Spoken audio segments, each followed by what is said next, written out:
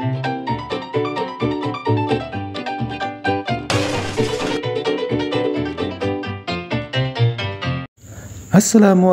warahmatullahi wabarakatuh. Welcome back to my channel. Nah, pada video kali ini kembali saya akan memaparkan beberapa contoh soal yang mungkin akan keluar pada tes akademik PPG 2023. Nah, jadi untuk kalian simak dan saksikan dan belajar sama-sama. Nah, untuk video kali ini yang akan saya bahas adalah tentang karakteristik peserta didik. Nantinya ada beberapa soal yang akan kita bahas tentang karakteristik peserta didik. Nah, untuk kalian jangan skip video ini dan saksikan dan belajar sama-sama. Soal nomor 1. Perkembangan kognitif peserta didik sekolah dasar berada pada taraf operasional konkret, sehingga mereka merasa kurang memahami materi pelajaran yang disampaikan gurunya secara verbal saja. Proses pembelajaran tersebut akan efektif jika disertai dengan menggunakan A. Media gambar, B. Media benda nyata, C. Media grafis, D. Media poster, media cetak. Nah, menurut teman-teman, apa sih jawaban yang paling tepat? Nah, jawaban yang paling tepat adalah B, media benda nyata. Kenapa? Karena pada tahap operasional konkret atau usia 7 atau 8 sampai 11 atau 12 tahun, ciri pokok perkembangan adalah memakai aturan yang jelas atau logis serta revisibel dan kekalan. Nah, jadi jawaban yang paling cocok untuk ciri perkembangan pokok pada operasional konkret adalah B, media benda nyata, karena logis serta aturan jelas dan kekal. Nomor 2. Pada suatu proses pembelajaran yang kebetulan hari itu bertepatan dengan peringatan Hari Sumpah Pemuda, guru sebelumnya telah menghimbau kepada peserta didik untuk mengenakan busana daerah masing-masing. Tindakan guru tersebut memperhatikan karakteristik peserta didik, terutama aspek A. Status sosial, B. Moral, C. Etnik, D. Minat, dan E. Motivasi. Nah, menurut teman-teman, apa sih jawaban yang paling tepat? Jawaban yang paling tepat adalah C. Etnik. Karena para siswa dihimbau untuk memakai busana daerah. Tentunya di setiap kelas memiliki beberapa suku dan etnik yang bermacam-macam. Nah, penting bagi guru dalam melakukan proses pembelajaran memperhatikan jenis etnik yang ada di dalam kelasnya. Data tentang keberagaman etnis di kelasnya menjadi informasi yang sangat berharga bagi pendidik dalam menyelenggarakan proses pembelajaran. Soal nomor 3. Pak Adit, seorang guru SMP, ketika melakukan proses pembelajaran menghadapi peserta didik yang berasal dari berbagai latar belakang kondisi keluarga. Ada keluarga kurang mampu, ada yang miskin, ada yang orang tuanya menjadi pejabat, ada yang sebagai buruh dan pegawai swasta. Namun, Pak Adit memberikan perhatian dan pelayanan yang sama kepada peserta didiknya. Hal ini sebenarnya Pak Adit memperhatikan karakteristik peserta didik, terutama A. Minat, B. Motivasi, C. Etnik, D. Kultural, E. Status sosial. Nah, di sini sangat jelas jawaban yang paling tepat adalah E. Status sosial. Karena jelas di soal terdapat berbagai latar belakang siswa seperti kondisi keluarga kurang mampu, miskin, orang tua yang menjadi pejabat, sebagai buruh dan pegawai swasta. Nah, jelas di sini Pak Adit memperhatikan karakteristik peserta didik pada aspek status sosial. Nomor 4.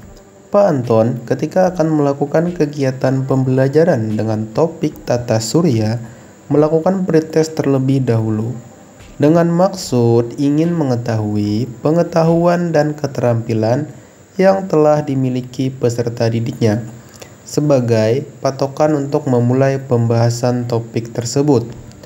Hal ini berarti Pak Anton memperhatikan karakteristik dalam hal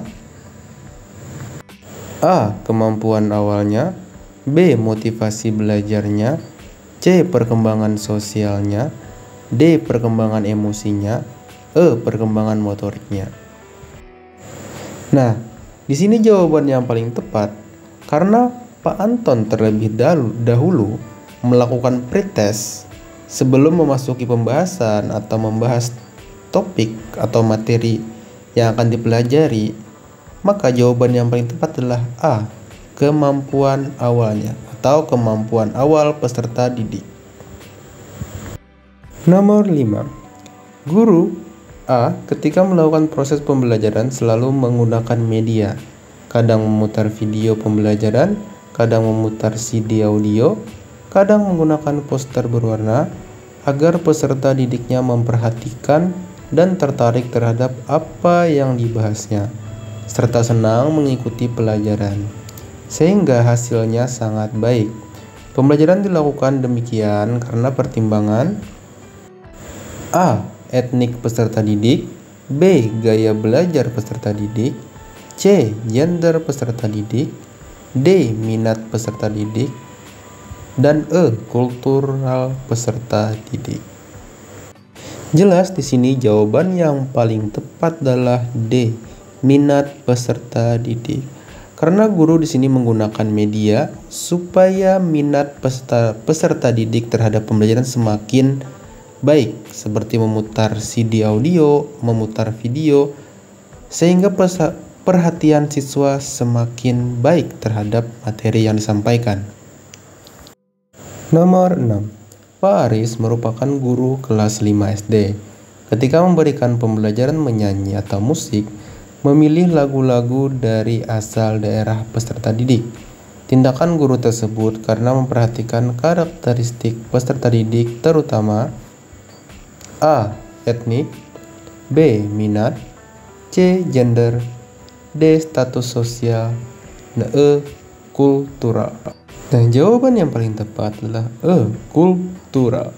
Karena di sini Pak Aris memberikan pembelajaran menyanyi atau musik dan memilih lagu-lagu dari asal daerah peserta didik masing-masing, sehingga menunjukkan kultural atau budaya dari peserta didik masing-masing. Nomor 7. Pada saat pembelajaran berlangsung, guru mengingatkan peserta didik yang kurang semangat dan kurang aktif dalam belajar.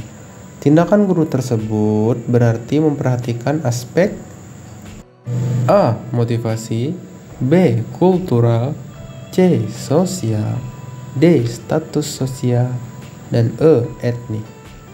Nah, tentunya jawaban yang paling tepat untuk soal nomor 7 adalah A. Motivasi. Karena guru menghimbau kepada peserta didik untuk semangat belajar dan terus aktif dalam pembelajaran, sehingga guru memberikan motivasi belajar kepada peserta didik. Nomor 8. Perkembangan moral peserta didik atau anak menurut Kohlberg terdiri dari beberapa tahap. Tahap naively egoistic orientation, yaitu tahap di mana anak menilai baik buruk berdasarkan A. Akibat perbuatan, B. Persetujuan orang lain, C. Kontrak atau imbal jasa, D. Ketertiban sosial, E. Hati nurani. Tahap naively egoistic orientation adalah orientasi anak pada instrumen relatif. Perbuatan benar adalah perbuatan yang secara instrumen memuaskan keinginannya sendiri. Kepeduliannya apakah mendatangkan keuntungan atau tidak, atau anak menilai baik buruk berdasarkan kontrak atau imbal jasa.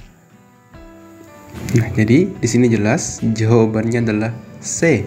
Kontrak atau imbal jasa. Nomor 9. Peserta didik dalam suatu kelas gaya belajarnya beragam. Ada yang visual, auditory, kinestetik, Namun kegiatan pembelajaran selama ini masih banyak yang konvensional atau klasikal. Agar dapat memenuhi ketiga gaya belajar tersebut, guru perlu A. Menggunakan metode ceramah, diskusi, tanya jawab. B. Menggunakan program audio dan modul. C. Menggunakan media komik pembelajaran dan buku paket. D. Menggunakan media audio, video, dan percobaan. E. Menggunakan modul dan PowerPoint. Nah, di sini jawaban yang paling tepat dengan soal di atas adalah D. Menggunakan media audio, video, dan percobaan. Nah, jadi audio sesuai dengan auditory, video sesuai dengan visual, dan percobaan sesuai dengan kinestetik atau praktek langsung. Nah, jawaban yang paling tepat adalah D. Soal nomor terakhir atau soal nomor 10. Pada suatu proses pembelajaran di taman kanak-kanak, peserta didik akan dikembangkan aspek motorik kasarnya.